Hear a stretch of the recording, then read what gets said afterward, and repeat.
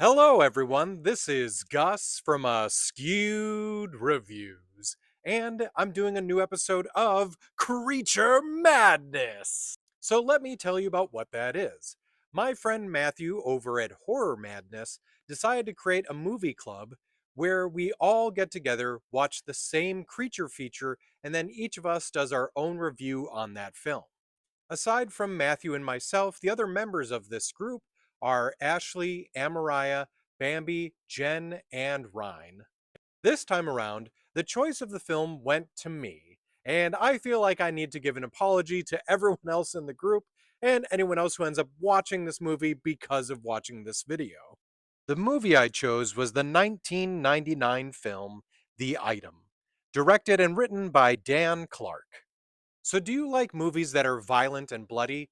Do you want to watch something that makes you go, huh, maybe the movie The Room isn't that bad after all? Do you want to see kung fu drag queens, tentacle hentai, and chase scenes where it looks like everyone is on skateboards? Well, then I have the movie for you. So, by any chance, when you look at this poster for this film, does it make you go, I want to watch that? Well, then you would fall into the same trap I did when I was at a video store a long time ago and decided to buy a copy of this for myself. And I will tell you right now, this cover right here has nothing to do with the film whatsoever. If you're somehow still interested in wanting to see this, let me give you more of an explanation of the film itself. We have four criminals that are hired to take an item back to their hideaway and keep it safe until the buyer can come get it in the morning.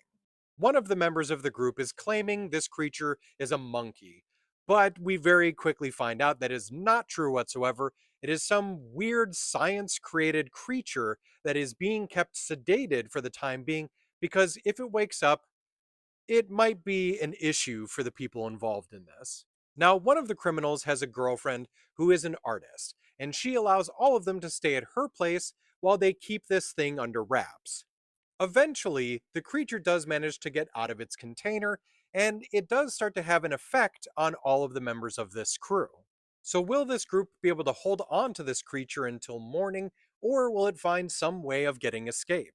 Now, some of you might be thinking after hearing that storyline, yeah, I actually do want to find out more about this. And that's completely up to you. But I want to give you this warning.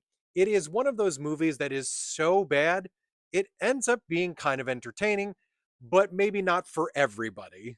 So for me on my scale, I'm giving the item a 2 out of 5.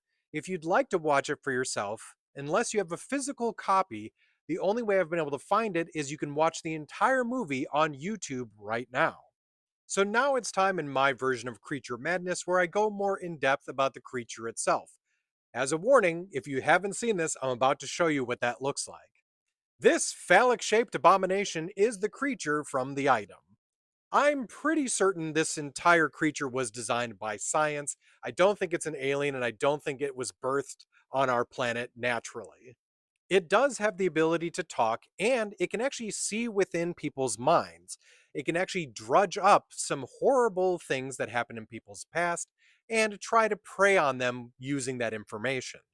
With its odd tentacle like appendage on the other end of its body, it has the ability to mate with humans. I don't know what horrifying thing would be wrought from that, but it can.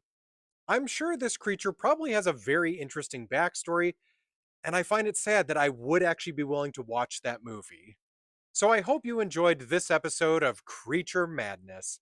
If you've seen the item, or if you end up going and seeing it, please let me know what you thought about it in the comments.